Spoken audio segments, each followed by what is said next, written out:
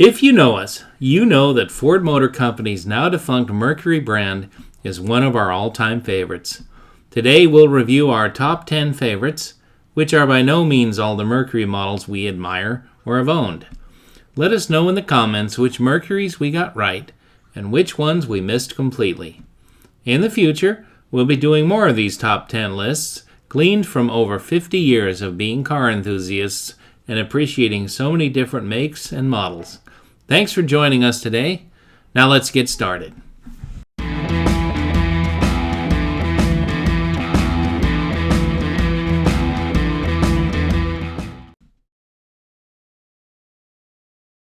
This is the one that started it all.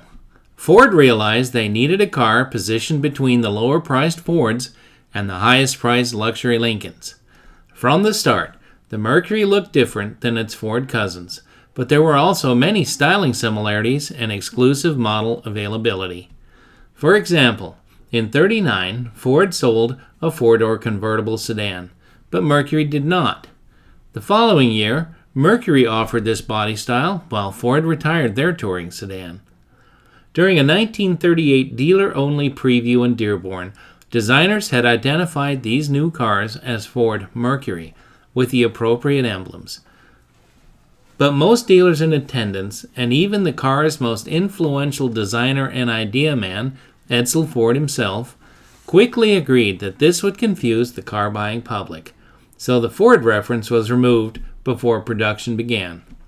They were now simply called Mercury, after the Roman mythical god, or in Greek mythology, Hermes.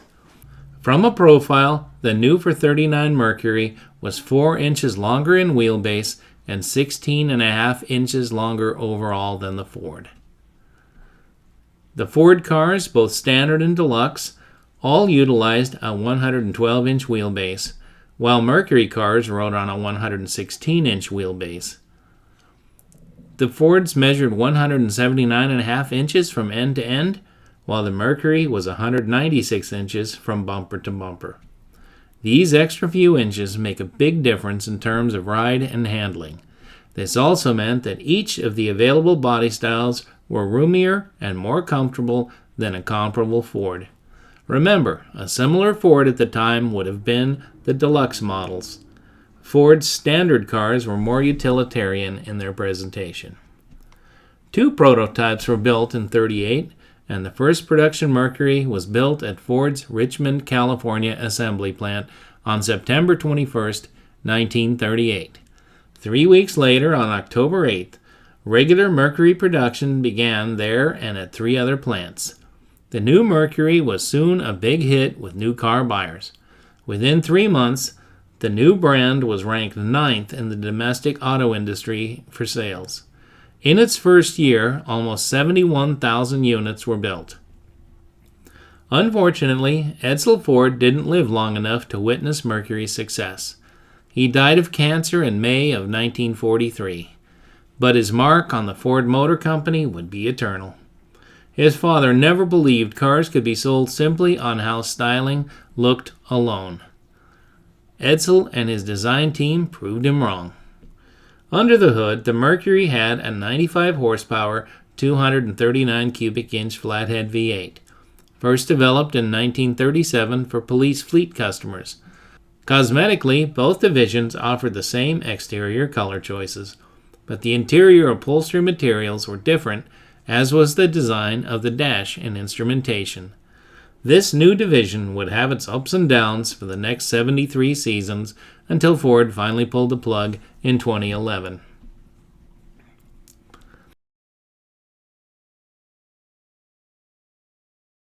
Ford had a large customer base in Canada, as did most other automakers.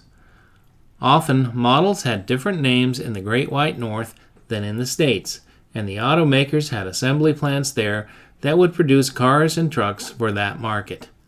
Some vehicles had unique model names and used different exterior and interior trim, and often used other in-house corporate drivetrains. One offering from Ford that especially appeals to Mercury fans are the trucks, and the vans, too, with the Mercury nameplate.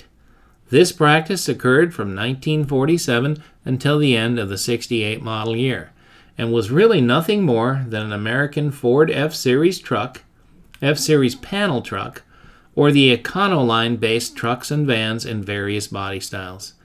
In our research, there's even photo evidence of some heavy trucks that received the same treatment. Here in the States, or at least the non-Canadian border states, Mercury trucks are a rarity. Nowadays, many people have never even heard of Mercury, and many that have never seen a truck of any kind with that nomenclature. Other than some emblems on the exterior and inside, they're virtually the same as their south of the border counterparts. Depending on the year and model, many parts and components are readily available, making a refurbishment much easier than if a restorer had to scrounge parts and fabricate sheet metal repair panels. Since we're big Mercury fans and also like trucks, finding a restorable candidate and getting it back on the road is a dream we've never let go of since we found out about these trucks nearly a half-century ago. Yeah, well, maybe one day.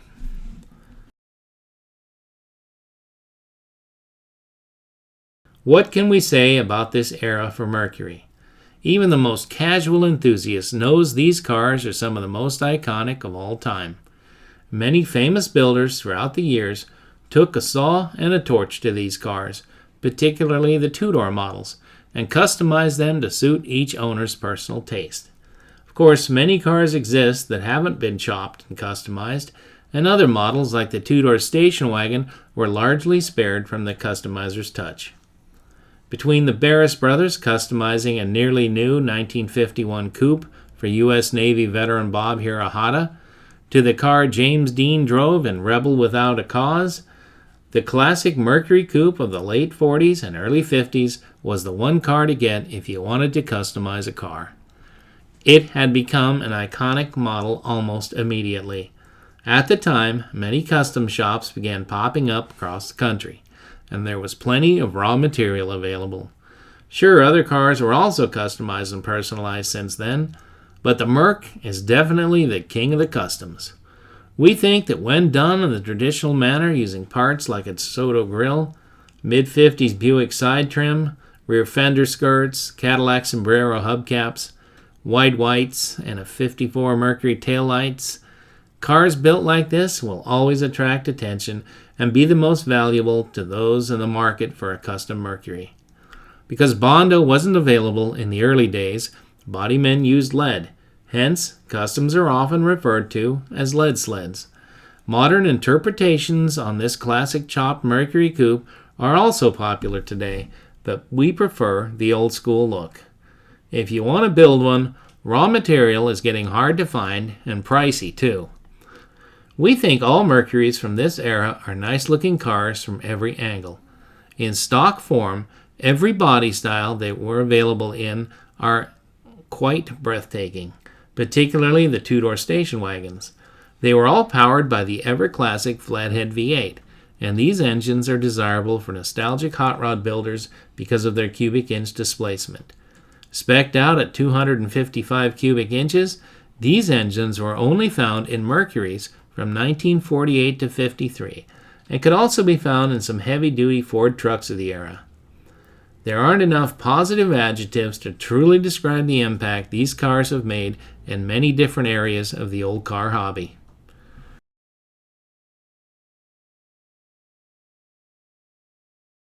In our opinion, the total redesign of the 1955 Mercuries over its earlier predecessors is quite dramatic. The beautiful lines, dramatic new styling was apparent from every angle, both inside and out. When these cars were completely redesigned after the 52 to 54 models ended their standard 3-year styling cycle, to save money, many components were interchangeable with their Ford cousins, and the standard next year redesign continued to do the same. Both dealers and the car-buying public loved these new 55 Mercuries. They were darlings of the press that year, too. They received many favorable reviews from all the contemporary publications of the time. Available in 3 series, the Custom, the Monterey, and the Top Dog Montclair, 11 different models were offered. Because of their abbreviated side trim, the only two-tone option was a contrasting color on the roof. Inside, a subtle use of chrome and a beautiful instrument cluster contrasted nicely with both the standard and optional upholstery choices. Only a Y-block V8 was available, but carburation and exhaust varied by series. By year's end, the customer base that bought the various 55 Mercs took delivery of nearly 330,000 cars. This was a huge jump from the year before, when a bit over 259,000 units offered in 8 models were built. That's a tad over a 27% sales increase. Mercury management was very pleased indeed. For 56, product planners and designers used many of the same styling elements that had been popular the year before, but improved on them. Upon close examination, though, there were actually hundreds of differences in available models, colors, ornamentation, and trim, to name just a few. Even though the cars appeared completely refreshed from the 55s, designers accomplished this by expertly blending old with new to create a masterpiece in 56. For example, the new side trim would now naturally look appropriate for 2 or even 3-tone color schemes. Bumpers were heavier in appearance, and new ornamentation and larger tail lamps were the most obvious. Under the hood, the 312 Y-block engine was now standard in all series, but there were variations in carburation and exhaust depending on the specific models. Transmissions were also improved, and production was down by a negligible amount, with almost 328,000 cars sold. However, Mercury now offered 20 models in 4 different series this year. New models added were the Medalist series with 4, a new custom 2-door sedan, a new 4-door hardtop called a Phaeton in 2 series, and 2 different 9-passenger wagons in 2 series as well. 1956 sales catalogs and advertising dubbed them all the Big M this year, and it's seen on the car in several locations. The thing we love about the styling of these classic 50s Mercurys is that, considering the styling trends of the time, these cars were rather conservative in their styling by being devoid of rear fins, softer lines, excessive chrome, and an overly large appearance. All of these factors helped the Mercury division unveil what was arguably the most stylish and attractive car offered since World War II. We've had a couple of 56s, and they are among the cars we wished we'd kept.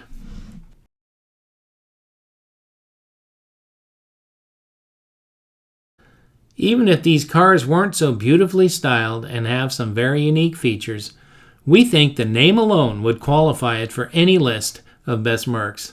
Told customers that these cars could be driven safely and comfortably for long distances on our country's ever-expanding interstate highway system. In 1956, designers at Mercury, like all other manufacturers, would typically build what were called concept cars or dream cars to test public reaction at the largest auto shows in the country. Most were pretty wild, but some features did eventually make it into production. Mercury's car that year was called the XM Turnpike Cruiser. It was a 2-door hardtop, and this car was recently found and restored, and it is fabulous. Initially, the Turnpike Cruiser was its own standalone model for its debut year. It was built as both a 2- or 4-door hardtop. Wheelbase increased by 3 inches over the previous year's 119 inches. Convertibles were built later in the model year when the Turnpike Cruiser was selected to be the pace car for the Indianapolis 500 race in the spring of 1957. They were called convertible cruisers, and many were sold as pace car replicas. Only 1,265 cars were ever built by year's end, out of a total of 16,861.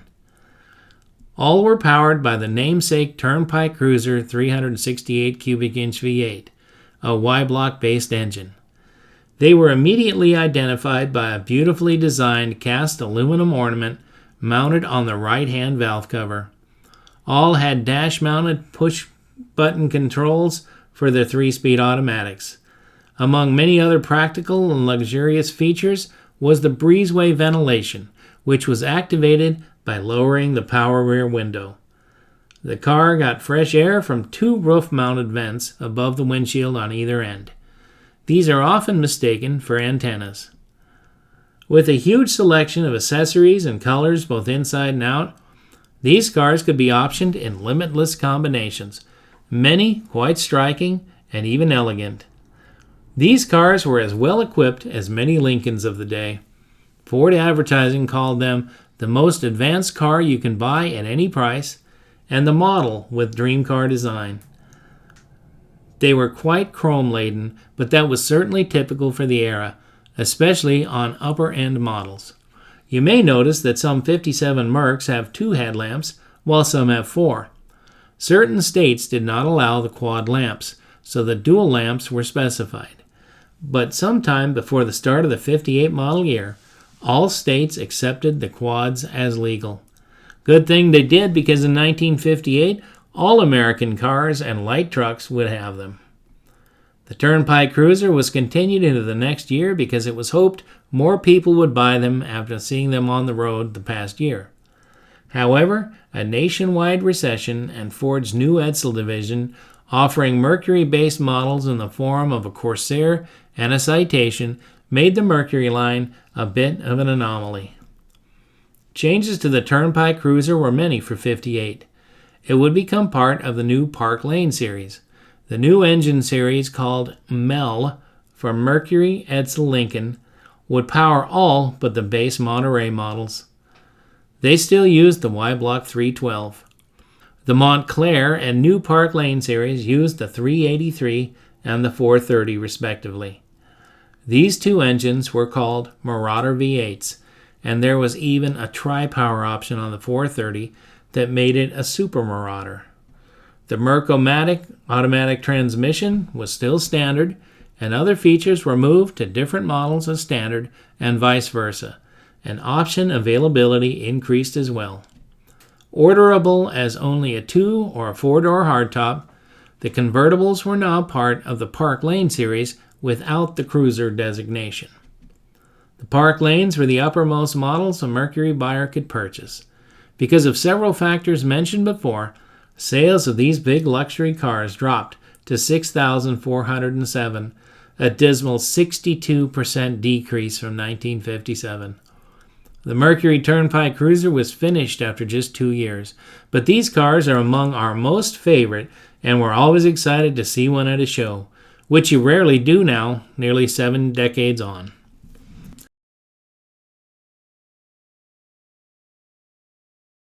When it comes to the Mercury Division's station wagon models, it's our opinion that none are more beautifully styled than the wood-grain decaled Colony Park, built from 1957 until the end of 1991. Prior to the 57 models, Mercury had been producing real wood wagons from 1941 to 48, using different wood species and wood colors. All subsequent new models from 1949 to 51 would use wood veneers. Later, vinyl decals, known as Dynoc, would create the illusion of wood paneling.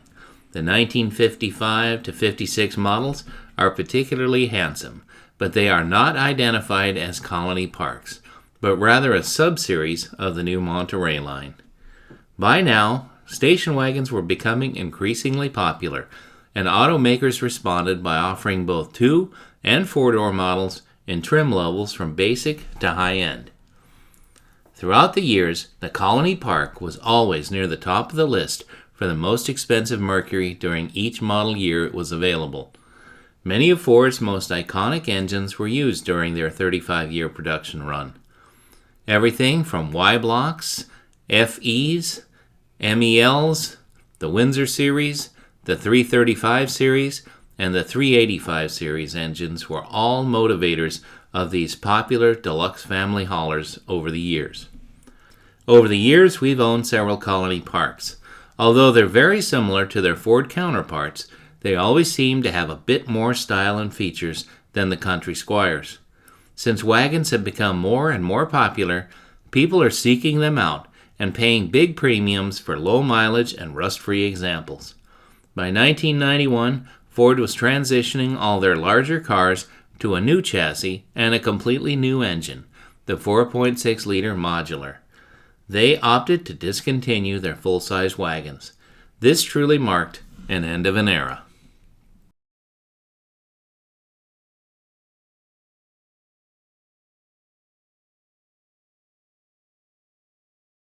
Since it was first conceived as a sporty addition for various series of Mercury models, the Marauder has always added a flair of excitement to a lineup of cars that were already intriguing to both new car buyers and today's classic car collectors. Here's a brief review of these special cars year by year. The Marauder name has been used since the late 50s to identify Mercury's various MEL engines. When Ford debuted the fastback roofline on their Galaxy hardtops in mid-63, Mercury also got this attractive top for their various hardtop models. It's said these roofs were developed for NASCAR racing because they made the cars 4 to 5 miles an hour faster than their boxy and square predecessors. As a mid-year introduction, the full-size Mercs with this new top were identified as Marauders in the Monterey Custom and S55 models. They had combined sales of 9,617 units by year's end, compared to the Fords, who tallied up a total of over 100,000 in 2 series. These new Marauders had their own ornaments on the front fenders and an integrated Mercury Marauder ornament on the trunk lid's right side. No specific engine sizes were identified on the exterior, as was customary with most makes of the time. The following year, Ford executives made the decision to expand the Marauder to include all 2- and 4-door hardtops in 3 series: the Monterey, the Montclair, and the Park Lane, all names used in the past. Although Mercury offered a breezeway top again this year, these cars were not identified as Marauders. In addition, the Park Lane could be optioned with the S55 interior trim package, which added bucket seats and a console to both hardtops and a convertible as well. Engines up to the 427 dual-quad monster, along with a 4-speed, could be ordered from your nearest Mercury dealer. Of course, many other options were available as well, so your new Marauder could be equipped so it was as individual as you are. Ornamentation on the front fenders included a checkered flag with the Marauder nameplate as a separate ornament. No call-out was seen on the trunk or rear molding at all. No engine sizes were revealed on the cars either, in a complete contradiction to the Fords that year. For 1965, this package continued to be available as a trim option on all 3 series. Now, the special ornamentation was seen on the C-pillars, integrated into the handsome die-cast chrome moldings. The overall lines of the 65 full-size Merc appeared heavier and less aerodynamic than its predecessors. The Marauder name was shelved until 1969, when Mercury once again debuted a new model. Based on the full-size Ford cars, the new Marauder was available with the 429 engine and a host of other features that were standard, along with the usual huge option list. An upgraded Marauder, called the X100, was basically only a paint and ornamentation model, using matte black on the car's rear window tunnel, trunk, and tail lamp panel. Also included was a set of Kelsey Hayes-built 5-spoke wheels, similar to the ones seen on Shelby Mustangs of the era. These cars were quite handsome, but even though demand for larger, performance-oriented cars was all but over by now, Mercury still sold 14,666 units for both models. In 1970, they continued on, with the customary visual updates and some options being moved around on the spec sheet. Sales for the year with these 2 models plunged to a mere 6,043 cars. For over 3 decades, the name languished until Ford debuted a high-performance sedan in 2003. Many people said it was in response to the popularity of the Chevy Impala SS, but that model ended production in 1996. It was more likely in response to all of the bigger luxury touring sedans coming from both Asian and European competitors. The Ford Crown Victoria, Lincoln Town Car, and Mercury Grand Marquis, collectively called Panther cars, had many improvements for 2003, namely rack and pinion steering. The Marauders all had the Mustang Cobra's 4.6-liter dual overhead cam engine and drivetrain, monochrome trim, leather interiors with a standard console with gauges and bucket seats, and those oh-so-beautiful Alcoa-made 18-inch aluminum wheels. First offered only in black with a charcoal interior, dealers in hotter parts of the country said their customers liked the cars, but the dark colors would be uncomfortable in the summer months. Soon, a medium silver called Silver Birch and a classic dark blue called Dark Blue Pearl were added, along with a light gray interior. Sales for the year were only 7,838, much less than the early estimates of 18,000 units. Production resumed for 2004 with a burgundy color called Dark Toreador Red, replacing the blue, but black and silver were still available. One big change this year was the availability of a factory moonroof, because the DOT approved the rollover crash test results for them. Only 3,214 cars were sold. We had one, and while we loved the car, it really needed improved braking over the standard Panther car units. So what's our favorite Marauder? It'd have to be the 1964, in Park Lane trim with the S55 option and the 427, 425 horse engine and a 4-speed. It would have a vinyl top and be triple black. Can you imagine it? Beauty, class, and style all in one. What's your dream Marauder? Tell us in the comments.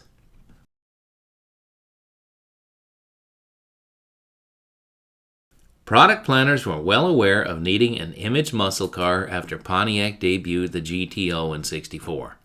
Sure, they had some of their own full-size cars on different tracks across the country, running circular laps or tearing up a drag strip, while being powered with Ford's most lethal FE engines of the time. 390 Interceptors, 406 engines, and the legendary 427. The biggest hurdle was their weight. That would soon be remedied with the development of smaller factory experimental models for the quarter mile, and highly lethal small blocks, both for road racing and endurance runs, here at home and overseas. The first 2 years of production in '64 and '65, these Cyclones were based on the Ford Falcon and used many of their same parts, as did the new Mustang. Available only as a two-door hardtop, they were marketed to appeal to muscle car buyers. Mercury had them available with unique badging and blacked-out grille in 1965.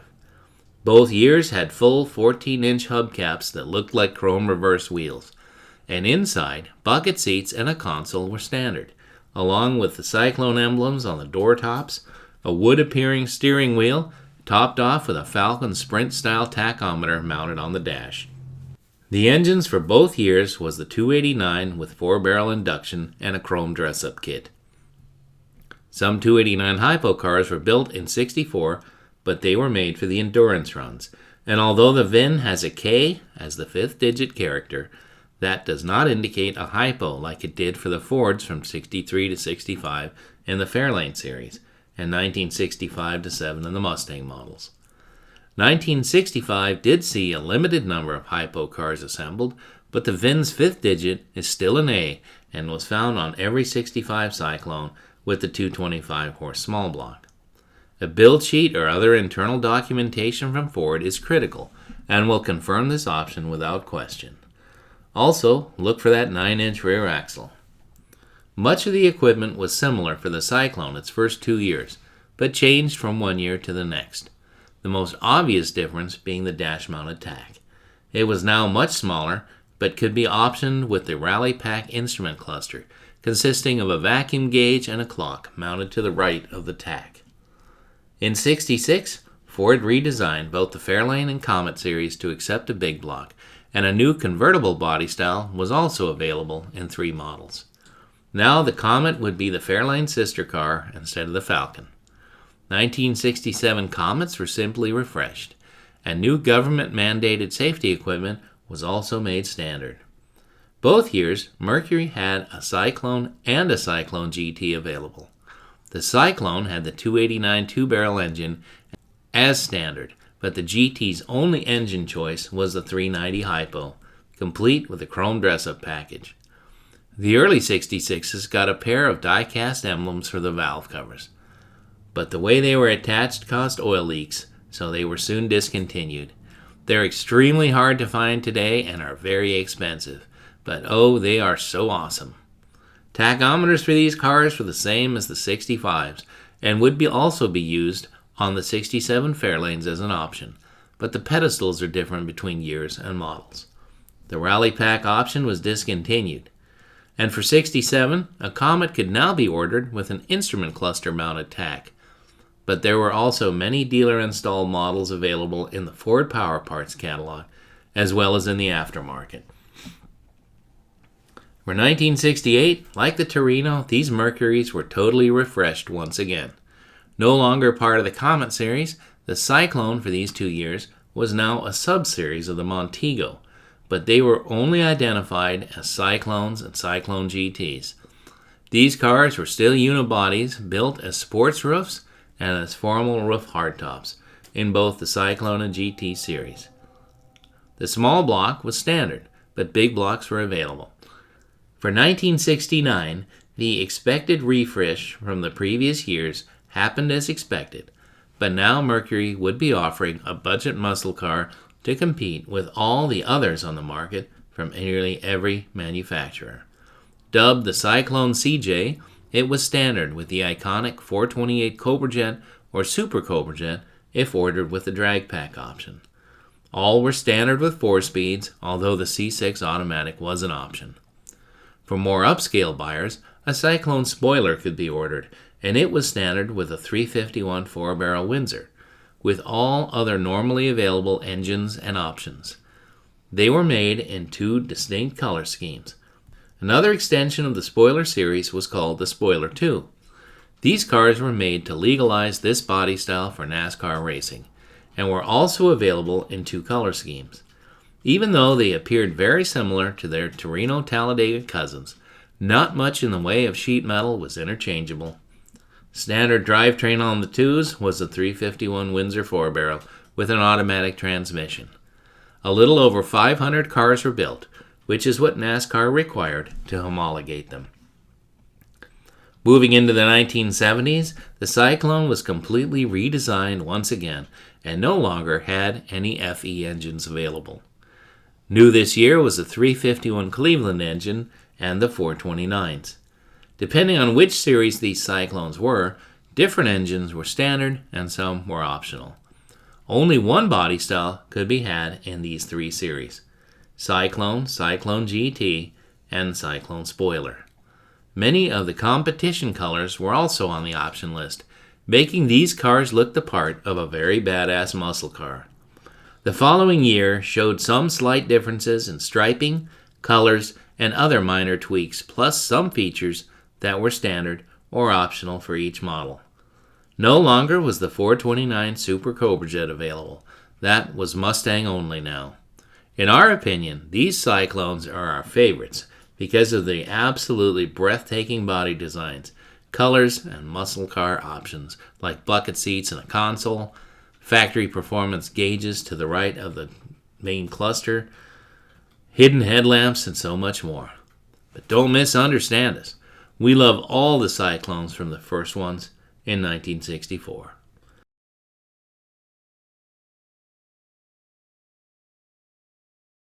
This series of cars would be the first generation of the Grand Marquis, whereas in prior years, the Marquis was the top of the option list in a full-size Mercury since 1967.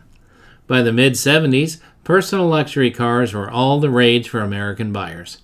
The Grand Marquis was about the same size as a Lincoln Town Coupe or a Mark if a customer wanted a 2-door.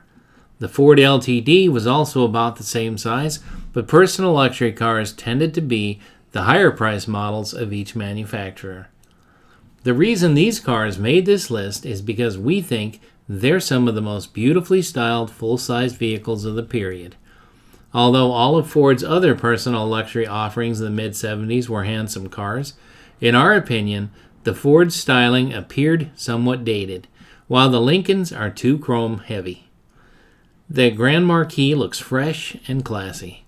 The standard Marquis does have some minor styling differences compared to its upscale brother, but the Grand Marquis is a bit more refined and perfect from any angle. Even though the United States had just come through a gas shortage just 2 years earlier, buyers still loved their big luxury cars. This period in automotive history didn't last long, when in 1979, OPEC induced another gas crisis, so these giant road beasts were finally forced out of production. However, a few of these big cubic inch V8s lived on for another decade or a little more in heavy-duty pickup trucks. Today, many of these cars can be found in pristine condition with low miles, seemingly put away when fuel prices started climbing each subsequent year. At least in the case of these first-gen Grand Marquis, prices are still quite reasonable. This seems to be the case with many of the other luxury cars of the era.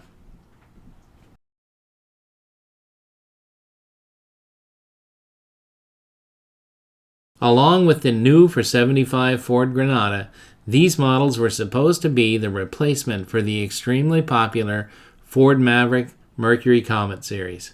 But these cars were still such great sellers that Ford opted to keep them going until sales began to wane. However, this never really happened, and by the end of '77, the all-new Fox body Ford Fairmont and Mercury Zephyr would be debuting in showrooms nationwide. It was decided that the Granada and Monarch cars would complement the Mavericks and Comets. Rather than replacing them immediately or competing with them side by side, it was a solid business decision to transition from one new series to another the way they did. The thing we really like about these cars is their handsome good looks and their size. They're easy to drive, and there were so many options and model subseries available throughout the run that rarely would two different cars be offered exactly the same.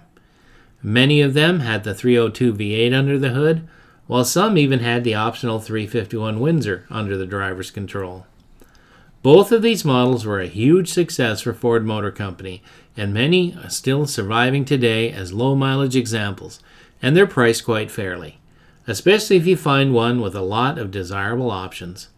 Only available as 2- or 4-door models during their production run, they were a bit pricier than the Mavericks and Comets, so they tended to attract more mature buyers who usually care for their cars extremely well. Additionally, regular maintenance and garage storage when not being driven are typical of the kind of person that bought a Granada or Monarch. All this adds up to finding a very presentable and solid car for way less than $10,000. And then you can have a unique vintage vehicle you won't see at every car show or cruise in.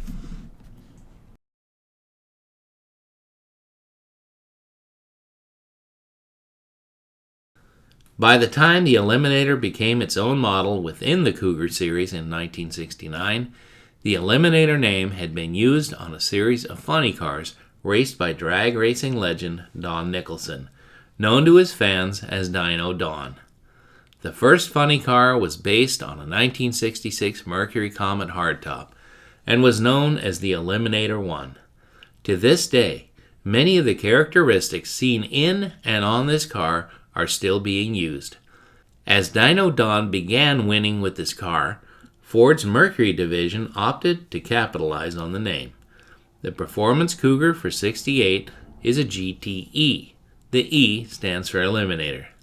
These legendary cars were built in very limited numbers, first using a hydraulic cammed 427 with an automatic, then transitioning to Ford's all-new 428 Cobra Jet engine after the April 1st of '68 introduction. Performance cars of all types, sizes, makes, models, and engines were all the rage in '69, so Mercury was in a unique position to really stand out with their new Cougar models and the performance-oriented Cyclones and Spoilers, and their newest spoiler offering, the Spoiler 2. Muscle car fans of the Ford camp rejoiced when the Eliminator hit showrooms across the country in the fall of '68. The standard engine is the 351 4-barrel Windsor, but by clicking the right boxes on an order form, these cats could receive a 390 GT style engine, both 428 Cobra Jets and Super Cobra Jets, and even a Boss 302, although not many of those were sold. Except for the Boss 302, automatics and 4-speeds could be had along with a huge list of options, colors, and more. A total of 2,250 cars were sold. All were two-door hardtops and looked distinctly different than their Cougar or Cougar XR7 brethren. These cars have spoilers front and rear, special striping and identification, a hood scoop, and a blacked-out grille and tail panel. Today, there are many convertibles prowling the show circuit with the same styling features, but they're not Eliminators.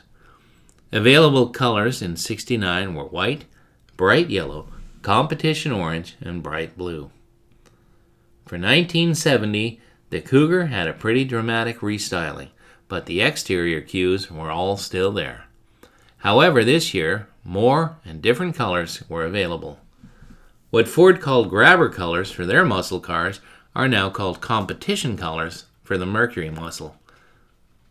Competition colors of orange, yellow, blue, green, and gold really make these cars pop, and the only non-competition color of pastel blue looks almost white. Engine choices this year are the standard and new for '70 351 Cleveland optioned with a 4-barrel, the 428 Cobra Jet and Super Cobra Jet, and the Boss 302. Gone is the 390, but every standard Cougar option, some with restrictions, could be had. Dealers sold 2,267 cars by year's end, nearly identical production numbers of 1969. We think these cars are still as beautiful now as when they were new. Apparently, serious collectors have really embraced them as important collection acquisitions, with many correctly restored and highly optioned, fully documented cars bringing $150,000 or more. Which one is your favorite year and why? Well, that concludes our list of our top 10 favorite Mercuries. Which of our choices do you agree with, and which ones aren't on your list at all of the favorite Mercuries? Well, tell us about a Mercury you own or owned in the past, and which car, whether it's on our list or not, is your ultimate Mercury. Well, let us know in the comments. We look forward to hearing from you, and thanks for tuning in, and we'll see you again next week.